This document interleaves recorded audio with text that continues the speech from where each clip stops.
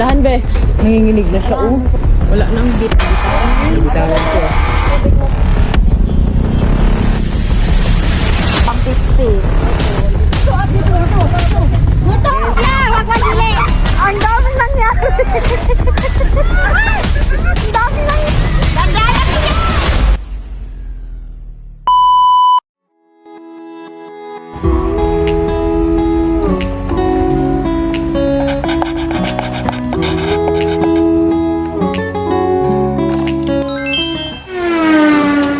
Ramdam nyo na ba? Yung tipong pagising mo palang, pawis ka na agad. Hindi dahil nag-workout ka, kundi dahil literal na niluluto ka na ng panahon.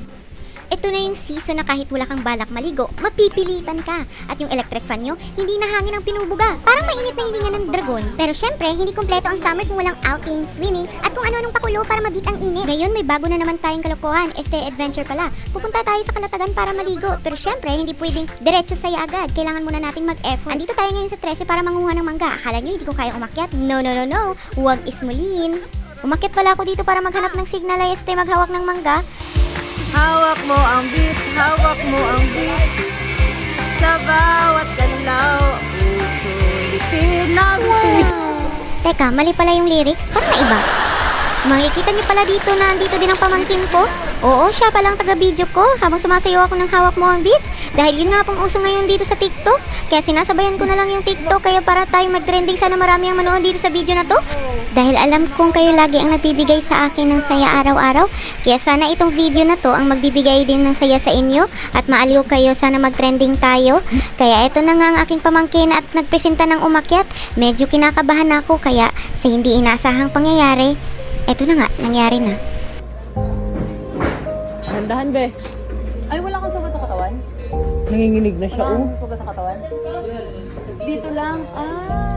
Ganyan din ako pag ano eh. Wala nang bit. Bitawan ko. Masakit? Ayan. Baka bukas pa yun. Baka mamaya pa to. Mararamdaman mo yan pagising bukas. Di ko nga in-expect na malaglag siya.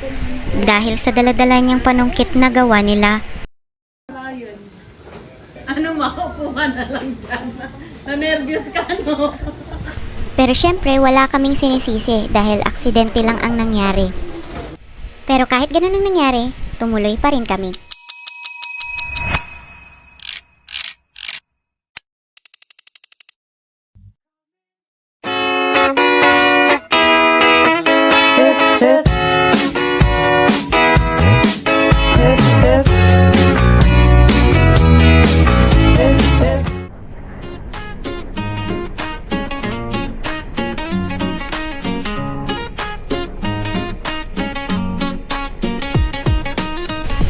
.30 pa lamang ng umaga ay umalis na kami agad upang magtungo sa Kalatagan.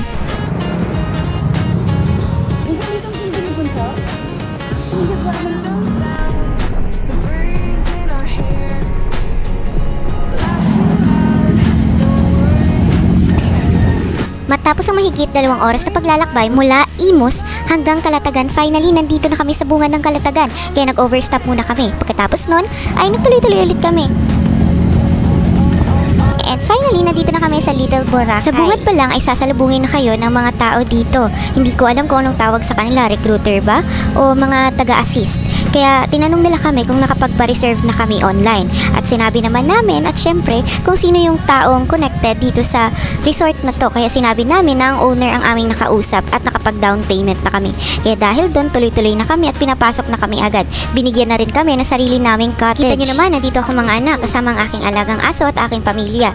Kaya bumaba na rin kami. So ang nakikita nyo po ay ang aking anak na nagbi-video. Nakikita nyo naman dito ang cottage. Pag bungad pa lang at pagpasok nyo pa lang ng cottage ay may nakahanda ng mga life vest. Kaya lagi nyong tatandaan kapag pumunta kayo dito sa floating cottage na to, dapat lagi nyong suot ang inyong mga life vest for your safety. Nakalimutan ko pala banggitin kanina na pagpasok namin ay hiningian na kami ng tigta 30 pesos bawat isa. Hindi ko alam kung for entrance fee ba ito, pero okay lang naman dahil 30 pesos lang naman. Kaya kayo, modela na kayo ng bariya para pagpasok ninyo ay tuloy-tuloy na kayo at wala na kayong poproblemahin pang so. Finally mga anak, ito na. Pupunta na tayo sa una nating pupuntahan which yung medyo mababaw lang. Tapos sa susunod, pupunta din tayo sa snorkeling kung saan makikita natin yung mga iba't ibang starfish. Kaya pwede nyo tingnan, malapitan, pwede kayong sumisid pero bawal nyong hawakan ang mga starfish. Nakikita nyo na nga dito ang aking mga pamangkins. Ayan, busy-busy sila sa pagpipicture. Eto nga pala ang dragon boat. Akala namin banana boat yung masasakyan namin. Pero itong si kuya ay atat na pasakayin kami kasi daw baka mamaya-maya ay wala na ito. Pero hindi naman nangyaring nawala kasi meron pa rin talagang sumasakay. Pero anyway, maganda na rin to dahil habang maaga, mas maganda kung mauuna kaming maka-experience ng dragon boat na to. Kaya eto, sinubukan na namin at nakakatuwa. Sige! Bandala kuya! Wala pa? Oo eh. Kaya para kung bumalik sa pakabata mga anak. Kaya samahan nyo kami. Let's go!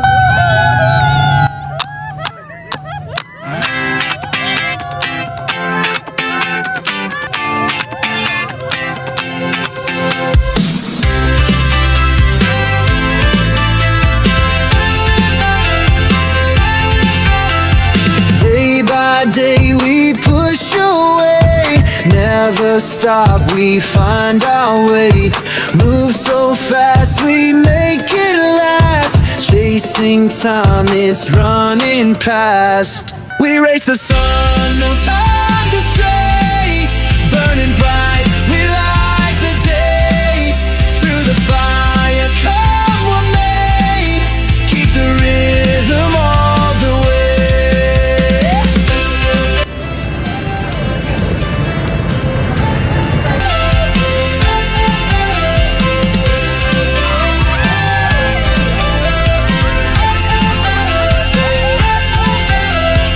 Clocks tick loud, the world won't wait. Every step decides our fate. Hearts on fire, no room for doubt.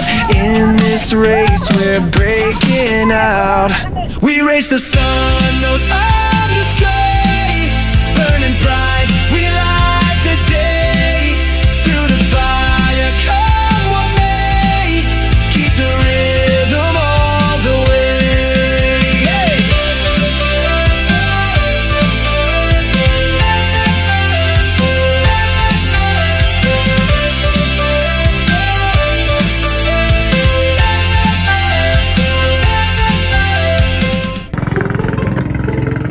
Pagkatapos nga namin sumakay sa dragon boat, abay nagutom kaming lahat.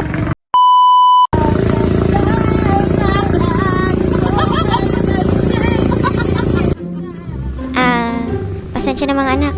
Ito nga pala yung aking pamangkin na si Laika. Hayaan nyo na.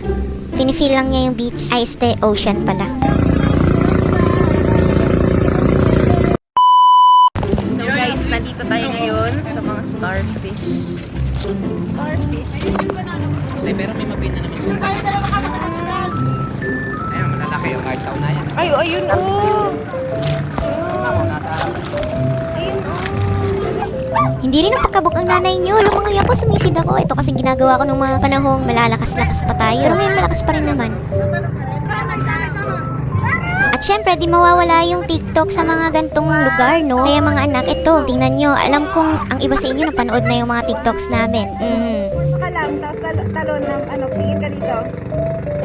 1, 2, 3, go! Mali ata bagsak ko mga anak. Wala na, si Gino! Lumabas na! Ang dami nangyari! Dami nangyari! Uy, nag-video mo yan! Nag-video mo yan! Ulit! Nothing beats a jet, jet, jet, jet, jet, jet, jet, jet, jet, jet, jet, jet.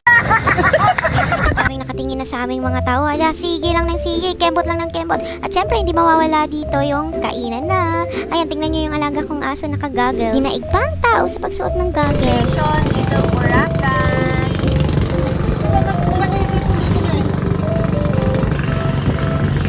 So, as you can see guys, iba na yung kulay namin. Galing kami dun kanina. Diyan, sa kulay blue na yan. Ngayon, nandito kami sa Balaverde, Verde kulay.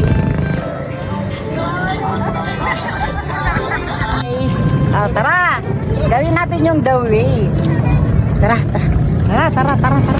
Look into my eyes, look into my eyes. Doesn't matter if they're blue, green, brown, they flash like fire. Colors of the earth, colors of the earth.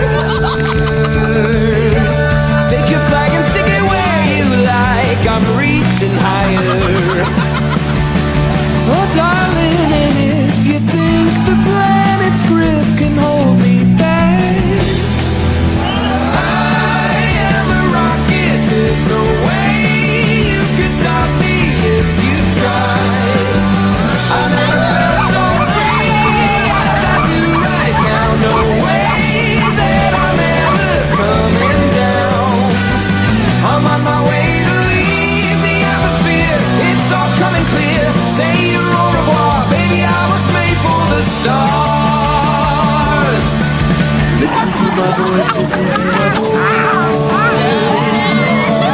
Coming at you like a lion's roar, I won't go quietly. Take a picture now, take a picture now.